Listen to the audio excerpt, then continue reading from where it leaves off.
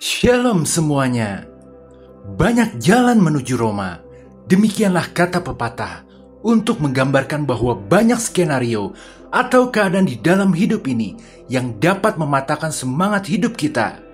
Keadaan-keadaan tersebut bisa disederhanakan menjadi 5 keadaan utama yang dapat membuat jiwa manusia menjadi hancur. Yang pertama adalah ketika segalanya tidak berjalan sesuai dengan keinginan. Yang kedua adalah ketika sedang sakit hati. Yang ketiga adalah ketika sedang merasa kelelahan dan tidak bahagia. Yang keempat adalah ketika sedang mengalami kesepian. Dan yang kelima adalah ketika sedang menghadapi ketidakpastian. Sekarang, pernahkah Anda menghadapi salah satu atau lebih dari kelima situasi tersebut? Jika iya, Anda tidak sendirian. Banyak orang juga sedang bergumul dengan keadaan serupa dalam hidup. Faktanya, jika kita lihat sekeliling maupun baca berita, kita dapat melihat bahwa lagi stres, putus asa, atau hampa adalah pengalaman yang umum diderita banyak orang. Ini dikarenakan kelima keadaan tersebut memang sering menimpa manusia, tidak peduli statusnya. Tetapi Tuhan kita memahami bahwa keadaan-keadaan tersebut dapat membebani jiwa manusia, membuat manusia merasakan seperti dunia runtuh dan kehilangan harapan. Maka dalam video ini, kita akan membahas suara atau pesan Tuhan untuk kita kerjakan saat kita sedang merasakan kehancuran jiwa akibat kelima situasi tersebut, yakni keinginan yang tidak terpenuhi, sakit hati, kelelahan, kesepian, dan ketidakpastian. Di mana bimbingan dan penghiburan darinya akan membuat kita bisa menyadari bahwa kita tidak sendiri. Ada tangan Tuhan yang penuh kasih akan segera datang untuk menolong hidup kita, bahkan akan mengangkat hidup kita naik menjadi lebih baik dari sebelumnya. Karena korban sembelihan kepada Tuhan ialah jiwa yang hancur. Hati yang patah dan remuk tidak akan dipandang hina oleh Tuhan. Di saat kita berada di titik terendah dalam hidup, disitulah saat kita lebih lagi mendekat kepada Tuhan yang tidak memandang hina, tetapi akan meneguhkan, bahkan menolong kita. Haleluya, amin. Keadaan 1. Ketika segalanya tidak berjalan sesuai dengan keinginan Anda. Bayangkan orang yang tersandung batu hingga jatuh ketika sedang berjalan. Bayangkan seorang pelajar yang mendapat nilai jelek ketika sudah belajar mati-matian. Bayangkan penyakit yang tiba-tiba datang saat diri sudah siap untuk jalan-jalan. Bayangkan tentang rencana yang dibatalkan, diputusin pacar, janji yang diingkari. Bayangkan kematian mendadak orang yang kita cintai. Dan situasi-situasi lainnya yang pada intinya seseorang sedang menghadapi keadaan yang tidak berjalan sesuai dengan keinginan dia. Situasi di mana mimpi dan harapan menemui kegagalan. Membuat jiwa mengalami frustasi, kekecewaan, kemarahan, kesedihan, kebingungan, bahkan keputusasaan. Karena situasi tersebut mampu memicu emosi-emosi negatif yang disenangi oleh iblis. Faktanya kita hidup di dunia yang telah jatuh ke dalam dosa, di mana iblis dengan berbagai cara seringkali terus-menerus menyerang hidup kita, yang terkadang bisa membawa kita kepada suatu keadaan yang tidak berjalan sesuai dengan keinginan kita. Karena sesungguhnya, iblis selalu mempunyai hasrat agar kita akhirnya bersedia meninggalkan jalan Tuhan. Maka sekarang kita harus mendengar apa kata Tuhan untuk kita kerjakan saat kita sedang menghadapi situasi-situasi yang menyakitkan itu. Roma 8 ayat 28 tertulis, kita tahu sekarang bahwa Allah turut bekerja dalam segala sesuatu untuk mendatangkan kebaikan bagi mereka yang mengasihi Dia, yaitu bagi mereka yang terpanggil sesuai dengan rencana Allah. Ini adalah janji Tuhan yang luar biasa, bahwa dalam segala kegagalan kita, dalam segala rencana kita yang berantakan, dalam jatuhnya usaha kita, dalam segala sesuatu yang sedang kita alami, di balik itu semua ada Tuhan yang senantiasa terus bekerja demi mendatangkan kebaikan bagi hidup kita ke depannya. Jadi hal pertama yang harus kita kerjakan adalah memperkuat iman kita bahwa ketika segalanya sedang tidak berjalan sesuai dengan keinginan kita, Tuhan itu ternyata memiliki rencana yang lebih besar untuk hidup kita ke depannya. Dia bisa menggunakan segala sesuatu, bahkan dari hal yang terjadi akibat kesalahan yang kita perbuat, untuk membentuk dan memperlengkapi kita, yakni mendewasakan kita. Malah di saat susah ini, kita harus semakin mengasihi Tuhan, bukan menjauh, Karena faktanya, Tuhan itu mengasihi kita. Dia ingin melihat kita hidup dalam kebahagiaan dan damai sejahtera di masa depan. Meskipun saat ini kita sedang mengalami kesulitan, tetapi harapan itu tetap ada. Karena tercatat Tuhan telah menjadikan masa depan yang penuh harapan bagi kita semua. Bahkan kerja Tuhan kepada kita akan sampai selesai, di mana pada akhirnya kita akan diantarkan pada kekekalan bersamanya di surga, tempat kita akan hidup dalam kebahagiaan dan damai sejahtera yang sempurna. Mazmur 27 ayat 13 tertulis, "Sesungguhnya aku percaya akan melihat kebaikan Tuhan di negeri orang-orang yang hidup." Inilah sikap iman yang benar, bahwa dalam segala situasi sulit apapun, sesungguhnya kita percaya suatu saat akan bisa melihat kebaikan Tuhan terjadi dalam hidup kita. Jangan pernah meragukan kebaikan Tuhan dalam hidup kita, karena sedikit pun keraguan itu tidak ada manfaatnya bagi kita. Faktanya kita tidak dapat menyelami pekerjaan yang dilakukan Tuhan dari awal sampai akhir.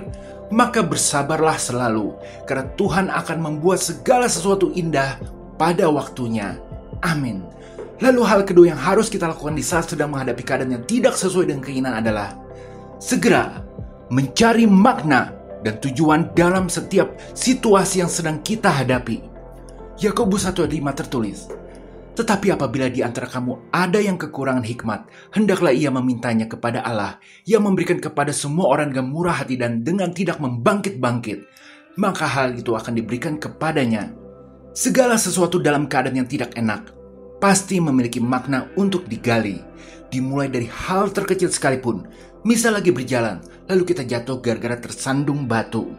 Maka kita bisa mendapat makna-makna seperti untuk lebih hati-hati lagi di masa depan dalam berjalan. Bahkan dalam menjalani hidup, harus lebih memperhatikan lingkungan sekitar dan potensi bahaya yang mungkin ada.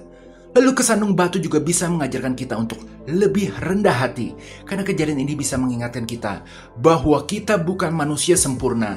Selalu ada kemungkinan untuk kita bisa tersandung dan jatuh. Bahkan kesandung batu saja pun dapat membuat kita bisa belajar untuk bersyukur. Karena kita masih bisa berdiri dan melanjutkan perjalanan kembali. Meskipun sempat kaget dan sakit barusan dan lain-lain. Jadi dari kejadian jatuh kesandung batu saja, kita bisa mendapat banyak makna yang berharga. Terlebih lagi, dari kejadian-kejadian yang lebih besar. Maka selalu dengar suara Roh Kudus dalam diri Anda yang terus menyuarakan kebenaran. Bisa minta hikmat dari Tuhan agar Anda dapat menangkap makna atau hikmah dari setiap kejadian yang sedang tidak berjalan sesuai dengan keinginan Anda itu. Karena pada dasarnya, setiap pencobaan yang kita alami itu diizinkan Tuhan terjadi dalam hidup kita adalah untuk mendewasakan kita agar membuat diri kita semakin pintar dan berkelas ke depannya. Dan lagi, pencobaan-pencobaan yang kita alami itu tidak akan pernah melebihi kekuatan kita. Bahkan sebenarnya, pencobaan itu datang karena keinginan kita yang salah. Yakobus 1 ayat 14 tertulis, "Tetapi tiap-tiap orang dicobai oleh keinginannya sendiri, karena ia diseret dan dipikat olehnya." Maka mulai sekarang ingatlah selalu dua hal yang harus kita kerjakan ketika segalanya sedang tidak berjalan sesuai keinginan kita. Yang pertama adalah semakin menguatkan iman. Yang kedua adalah merenungkan kembali pengalaman tersebut untuk mendapatkan makna pelajaran.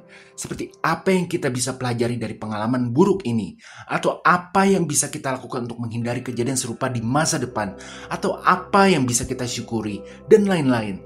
Karena ketika Anda telah percaya dan memahaminya, maka damai sejahtera perlahan akan muncul dalam hati Anda, dan Tuhan Allah kita akan meneguhkan, bahkan akan segera menolong. Anda yang telah jatuh akan dibantu bangkit oleh tangan kanan Tuhan yang membawa kemenangan. Haleluya, amin.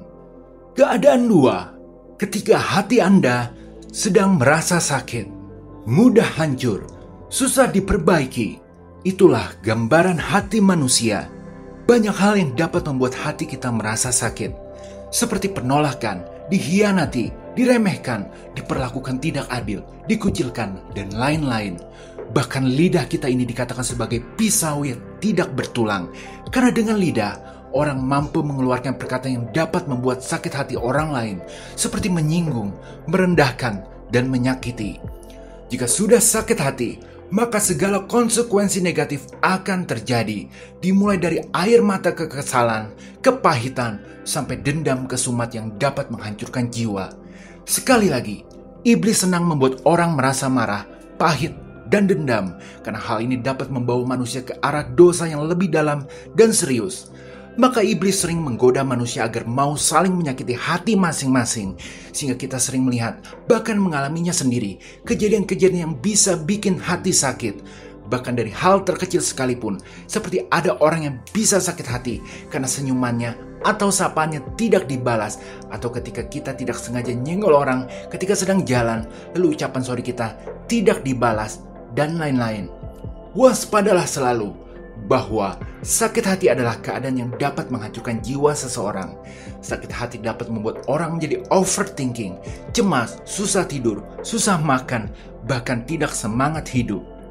Jadi sekarang mari kita lihat apa kata Tuhan untuk kita kerjakan saat kita sedang menderita kejadian yang bisa membuat sakit hati.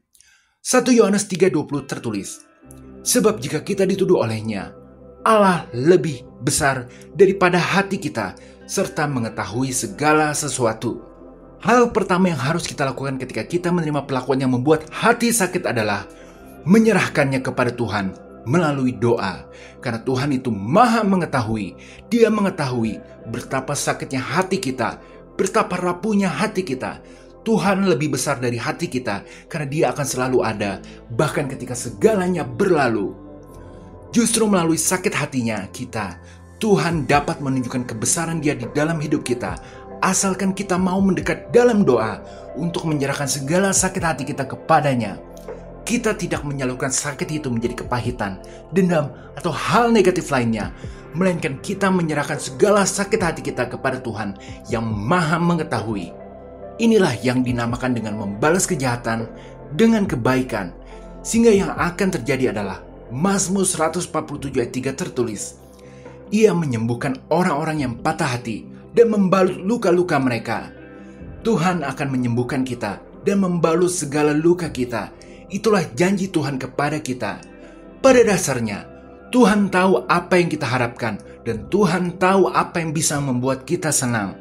Namun sebelum Tuhan memberikan semuanya itu, Tuhan mau kita menyadari terlebih dahulu bahwa Yesus adalah sang roti hidup bagi kehidupan kita, yakni dengan mempercayai bahwa hanya Yesuslah yang kita butuhkan dalam hidup ini, yang lain tidak berharga lagi, sebab Yesus telah memuaskan lapar dan haus kita untuk selamanya.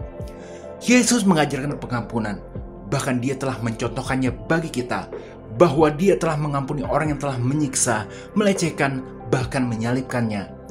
Maka mengampuni adalah hal kedua yang harus kita lakukan ketika sedang menderita sakit hati. Mengampuni adalah kunci.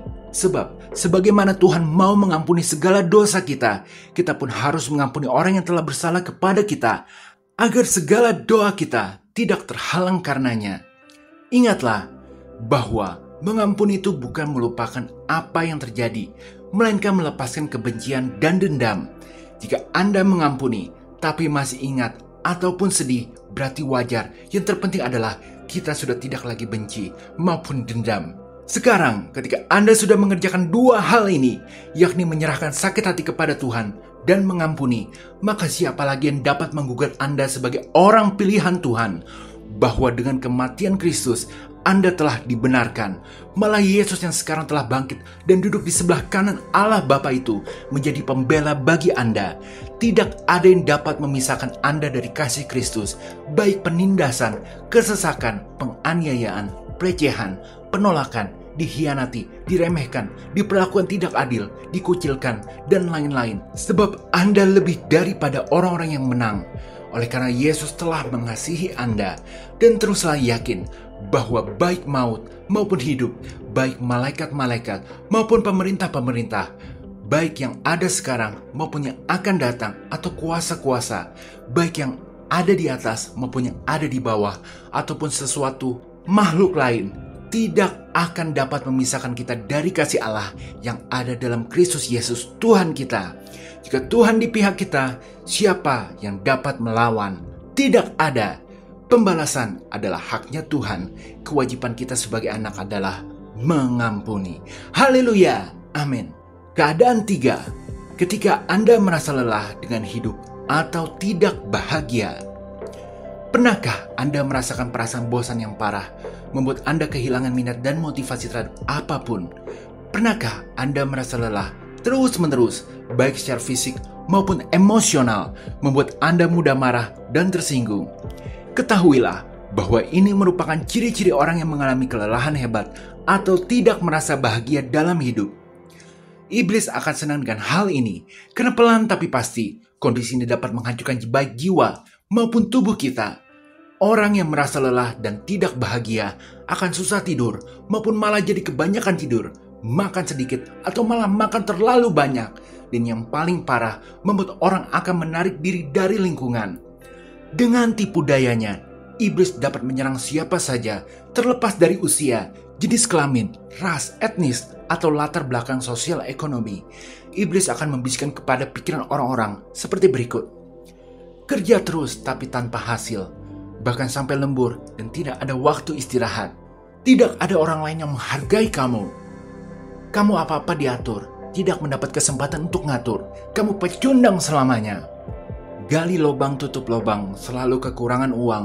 Mau sampai kapan hidup begini? Harus merawat orang tua yang sakit berkepanjangan, semua sia-sia. Harus terus menyenangkan orang, kalau tidak saya bisa ditinggalin. Dan lain-lain. Ketika orang termakan oleh suara-suara iblis ini, maka cepat atau lambat, perasaan lelah akan mulai muncul membebani. Hingga makin lama, jiwa orang tersebut pada akhirnya akan menjadi hancur. Waspadalah selalu, khususnya bagi kita orang percaya, karena Roh Kudus itu bagikan api yang memberikan semangat dan sukacita yang adalah lawan dari tipu daya iblis ini akan dapat berduka jika kita percayakan kebohongan iblis ini. Dan ini sangat berbahaya.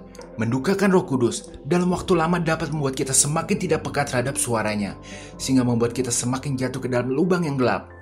Tanpa bantuan Roh Kudus, kita nantinya akan semakin sering berbuat banyak kesalahan yang merugikan hidup kita. Maka cara satu-satunya agar bisa menang dari perasaan lelah dan tidak bahagia itu adalah dengan mengerjakan apa kata Tuhan tentang ini. Kita bisa dengar Yesus berkata dalam Matius 11 ayat 28-29 yang tertulis, "Marilah kepadaku, semua yang lemah letih lesu dan berbeban berat, aku akan memberi kelegaan kepadamu. Pikulah kuk yang kupasang dan belajarlah padaku, karena aku lemah lembut dan rendah hati, dan jiwamu akan mendapat ketenangan." Hal pertama yang harus kita kerjakan adalah segera datang kepada Yesus dalam doa untuk mengakui bahwa kita memang sedang mengalami kelelahan. Iblis ingin kita terus fokus dengan penderitaan kita dan melupakan Tuhan. Hal ini membuat perasaan lelah itu semakin bertambah hebat. Dengan datang kepada Yesus, kita akan mendapatkan kelegaan karena Dia mengerti apa yang kita alami. Yesus berkata bahwa kuknya itu enak dan bebannya pun ringan. Ini berarti bahwa jika kita memutuskan untuk mau membawa kuk itu, dengan kata lain, bersedia mengikuti ajarannya dan hidup menurut caranya, secara ajaib ini akan meringankan beban hidup kita, dan kita juga akan mengaktifkan kuasa Roh Kudus dalam hidup kita. Jadi hal kedua yang harus kita lakukan guna mengusir rasa kelelahan adalah dengan mengaktifkan kuasa Roh Kudus dalam diri kita lewat ketaatan terhadap suaranya yang mengajarkan segala yang telah Yesus katakan untuk murid-muridnya. Ketika kita fokus terhadap apa kata Roh Kudus daripada apa kata iblis, maka Roh Kudus akan membuat diri kita menyala-nyala, penuh semangat dalam menghadapi apapun. Dia akan memberikan kita tujuan dan berkat, membuat hidup kita perlahan-lahan akan naik, bukan turun.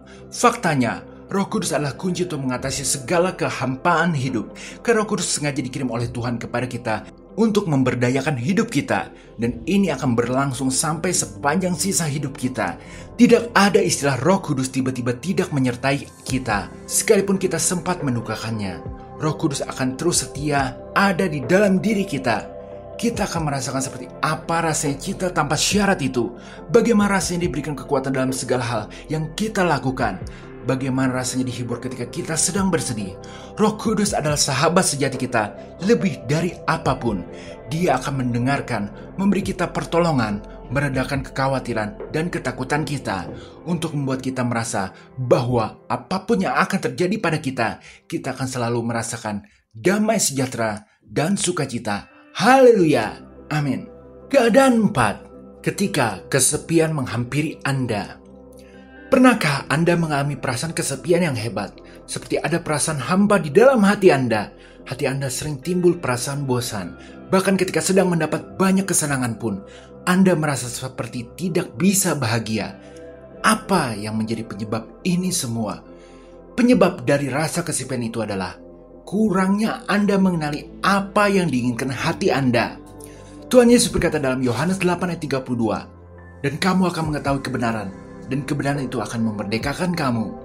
Jadi ketika kita mampu mengenali diri kita sendiri dengan benar, lalu mampu mengenali apa yang diinginkan oleh hati kita secara mendalam, tahu apa yang kita cita-citakan dalam hidup, kita akan mampu menyembuhkan rasa kesepian itu. Tetapi mengapa kita bisa sampai susah untuk mengenali apa yang diinginkan oleh hati kita secara mendalam? Kita bisa menengok ke belakang hidup kita untuk mencari tahu, mengingat-ingat memori kehidupan kita semenjak dari kita kecil sampai saat ini. Coba ingat, apakah kita pernah mengalami trauma di masa kecil kita? Seperti apakah kita sering dimarahi walaupun tidak salah? Apakah kita sering merasa mengalami ketidakadilan di dalam hidup? Apakah kita pernah mengalami penolakan? Apakah kita telah menyimpan kemarahan? Bisa jadi dikarenakan oleh berbagai macam kejadian buruk yang pernah menimpa kita di masa lalu.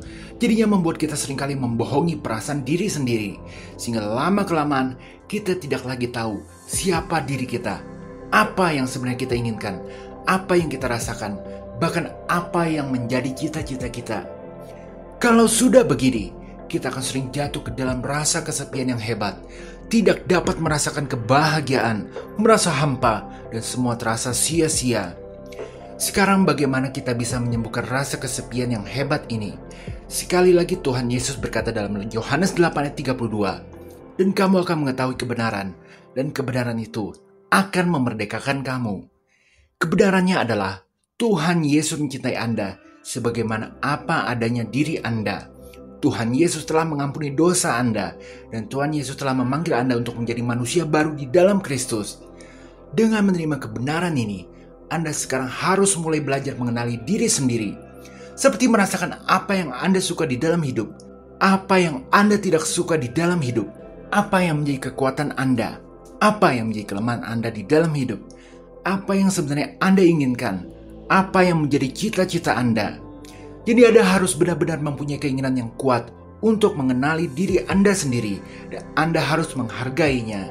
Sebagaimana Tuhan mencintai diri Anda dengan cinta tidak bersyarat, Anda harus mencintai diri Anda dengan tanpa syarat juga. Selanjutnya tertulis dalam 1 Yohanes 1 ayat 8. Jika kita berkata bahwa kita tidak berdosa, maka kita menipu diri kita sendiri, dan kebenaran tidak ada di dalam kita. Ayat ini menerangkan kepada kita bahwa kita pasti mempunyai sisi gelap di dalam hidup kita, yaitu perbuatan daging kita. Contohnya seperti percabulan, kecemaran, hawa nafsu, penyembahan berhala, sihir, perseteruan, perselisihan, iri hati, amarah, kepentingan diri sendiri, percideraan, roh pemecah, kedengkian, kemabukan, pesta pora, dan sebagainya. Segera kenali perbuatan-perbuatan daging yang ada di dalam diri Anda, lalu segera mengakuinya kepada Tuhan dan memohon ampun atasnya. Tuhan Yesus telah mengampuni dosa Anda. Anda juga harus mengampuni orang-orang yang telah menyakiti hidup Anda. Karena rahasia hidup baru itu adalah pengampunan. Serahkan penghakiman itu ke dalam tangan Bapa yang ada di surga. Tugas kita hanyalah mengampuni. Jadi perubahan itu harus dimulai dari dalam dan akhirnya tampak keluar. Dengan menjadi manusia baru, Anda tidak lagi akan merasakan kesepian karena Anda telah mengenali diri Anda dengan baik. Lalu cara berpikir Anda pun sudah berubah. Demikian juga dengan cara bagaimana Anda memandang diri Anda, itu pun sudah berubah karena Anda telah menghargai diri Anda. Pada akhirnya, genaplah dalam hidup kita seperti perkataan Tuhan Yesus kepada murid-muridnya. Dan kamu akan mengetahui kebenaran, dan kebenaran itu akan memerdekakan kamu.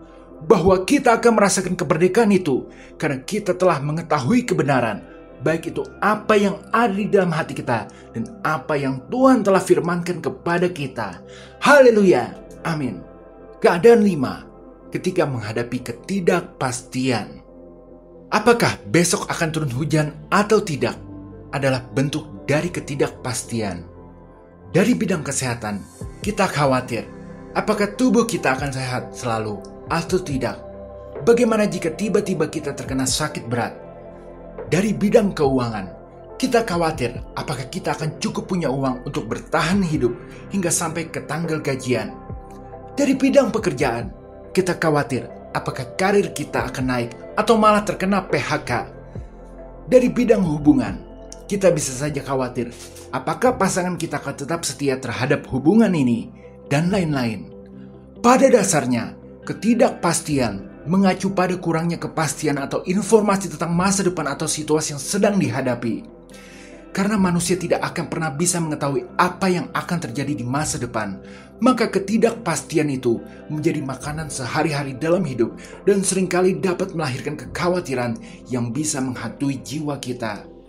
Maka kita sering merasakan kekhawatiran karena ketidakpastian itu. Iblis itu tidak pernah merasakan kekhawatiran sebab dia sudah mengetahui bahwa dia akan kalah dan akan dilemparkan ke neraka, sehingga dia dengan penuh kepercayaan diri sering menggoda manusia, menarik sebanyak mungkin untuk ikut bersama dia di neraka. Dan seringkali iblis akan menyerang kita melalui kekhawatiran yang dipicu oleh ketidakpastian.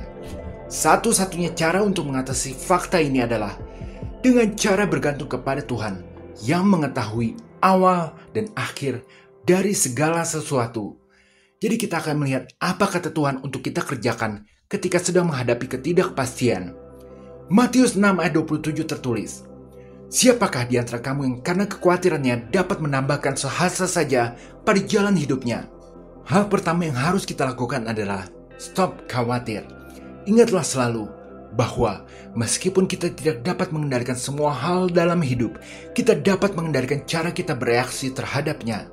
Kita tidak dapat menghindari ketidakpastian, tetapi kita bisa memilih untuk tidak khawatir karena kita percaya bahwa janji Tuhan kepada kita pasti tergenapi.